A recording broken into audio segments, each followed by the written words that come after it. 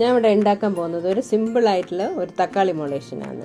അതിന് വേണ്ട ഇൻഗ്രീഡിയൻസ്: ഒരു പഴുത്ത 5 തക്കാളി, 2 പച്ചമുളക്, ഒരു കഷ്ണം ഇഞ്ചി, കുറച്ച് കരിവേപ്പില, 3 വലിയ വെളുത്തുള്ളി.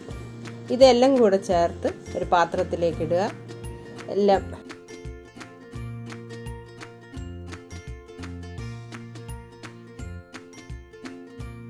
ഒരു 2 സ്പൂൺ മുളക് പൊടി, 1/4 സ്പൂൺ മഞ്ഞൾപ്പൊടി, ഒരു 2 സ്പൂൺ വെളിച്ചെണ്ണ, ഇതെല്ലാം ആവശ്യത്തിനുള്ള ഉപ്പും ഇതെല്ലാം ചേർത്ത് ഈ ഒരു പാത്രത്തിലേക്ക് ഇടുക.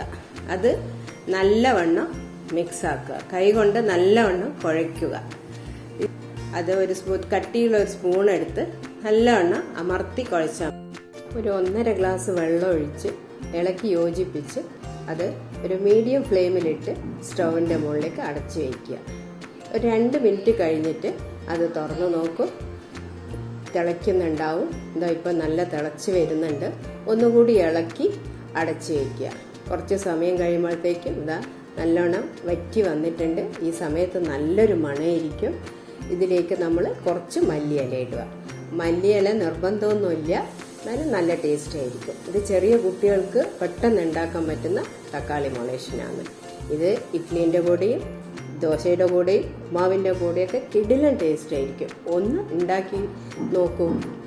ഇഷ്ടപ്പെട്ടെങ്കിൽ ലൈക്ക്, സബ്സ്ക്രൈബ്, ഷെയർ ചെയ്യുക.